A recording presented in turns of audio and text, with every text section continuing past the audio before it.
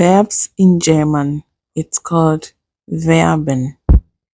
To eat is called in German Essen. To jump, it's called in German Springen. To drink, it's called in German Trinken.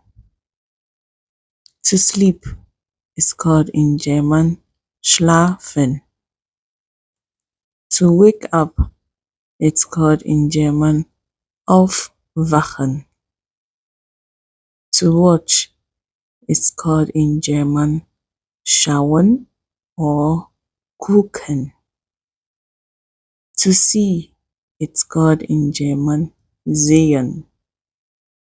To cook is called in German kochen. To move, it's called in German sich bewegen. To pull is called in German ziehen. To push is called in German drücken. To print is called in German drucken. To sing is called in German singen. To shout is called in German schreien. To dance is called in German tanzen.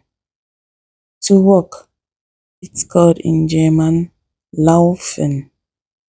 To run, it's called in German rennen.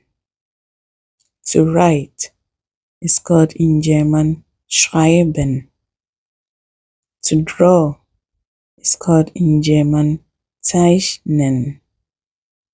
To whistle, it's called in German pfeifen.